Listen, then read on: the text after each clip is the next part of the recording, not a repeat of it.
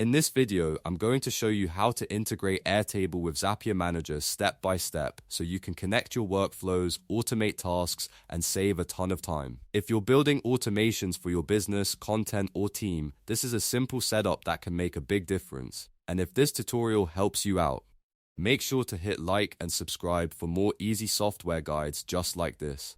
Alright, let's jump in. First, go to Zapier and sign in to your account. Once you're on the Zapier home screen, the first thing you want to do is click on Create. This is where you start building a new automation, also known as a Zap. After that, click on Zap Workflows so you can begin setting up the workflow structure from scratch. Now you'll be taken into the editor. The next step is to click on Trigger. The trigger is the event that starts your automation, so this is where you define what happens first. In the search bar, type Airtable and click on it when it appears. Airtable will be your trigger app, which means Zapier will watch Airtable for the event you choose. Next, you need to choose an event. Select any event that fits your workflow.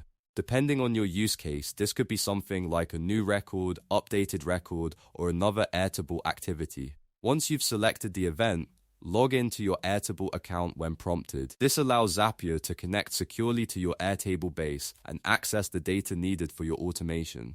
After the trigger is set up, it's time to move to the action step.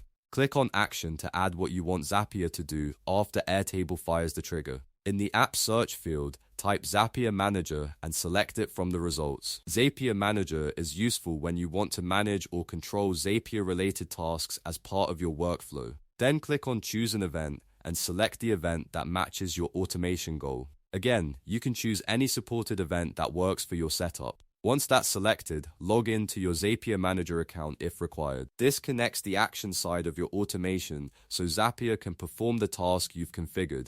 At this point, review everything carefully. Make sure Airtable is in the trigger section, Zapier Manager is in the action section, and the event selections are correct.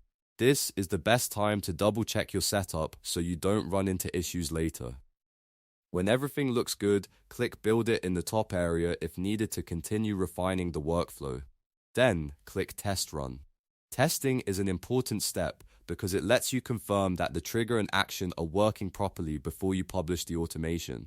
If the test runs successfully, you'll know your integration is ready. Finally, once you're satisfied with the setup and the test passes, click Publish. That will turn your Zap on and make the automation live. From that moment on, Airtable and Zapier Manager will work together automatically based on the rules you created. And that's it, you've successfully integrated Airtable with Zapier Manager in Zapier. This kind of workflow can help you automate repetitive tasks, reduce manual work, and keep your processes running smoothly.